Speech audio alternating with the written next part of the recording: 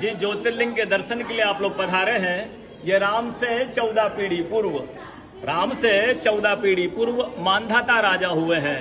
शिव पुराण में उल्लेख है, जिन्होंने मां से नहीं पिता से जन्म लिया था। उनकी तपस्या से ये शिवलिंग प्रकट में स्थापित लिंग नहीं है।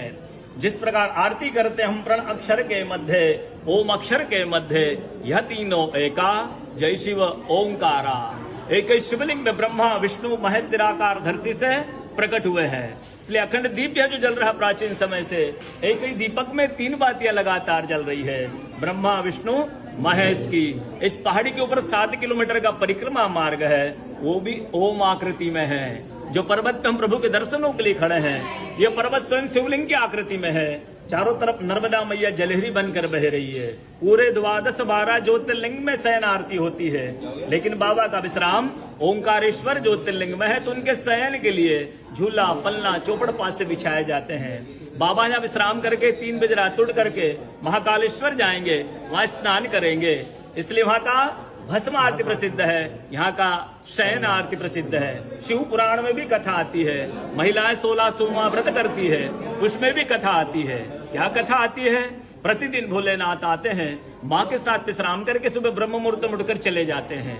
एक दिन जब भोले बाबा माँ के साथ पधारते हैं, तो माँ पुजारी से पूछती, पुजारी हमें विश्राम के लिए जा रहे हैं, ये चौपड़ पासे में किन की जीत होगी? पुजारी बोलते कि आज ये भोले बाबा जीतेंगे। ऐसा बोलकर पुजारी घर चले जाते हैं। भोले बाबा माँ विश्राम के लिए चले जाते हैं। सुबह ब्रह्म मुहूर्त में जैसे ही भोले बाबा माँ बाहर निकलते हैं, पुजारी द्वार पर रहते हैं। तो माँ पुजारी से पूछती, पुजारी कल मैंने आपसे पूछा था, हम विश्राम के लिए जा रहे, चौपड़ पासे में किन की जीत होगी? आपने कहा भोले बाबा जीतेंगे। भोले बाबा नहीं, मैं जीती हूँ। माँ ऐसा बोल करके उनको श्राप दे के चली जाती है। उनके तुरंत पश्चात अप्सराएं शिवलिंग पे जल चढ़ाने आती, तो अप्सराएं पुजारी से पूछती, पुजारी अस्वस्थ क्यों हो गए? आप तो ठीक थे। फिर पुजारी बताते हैं, प्रतिदिन भोले बाबा माँ के साथ विश्राम करके चले जाते थे। कल भोले बाबा माँ के साथ पधारे, माँ ने मुझसे पूछ लिया, पुजारी हम विश्राम के लिए जा रहे, चौपड़ पासे में किनकी जीत होगी? मैंने कहा भोले बाबा जीतेंगे। भोले बाबा नहीं, माँ जीत गई, माँ मुझे श्राप दे के चली गई। अप्सरा बोलती, चिंता ना करो, हम अंदर जाकर शिवलिंग की पूजा करके आते, फिर इसका उपाय बताएंगे।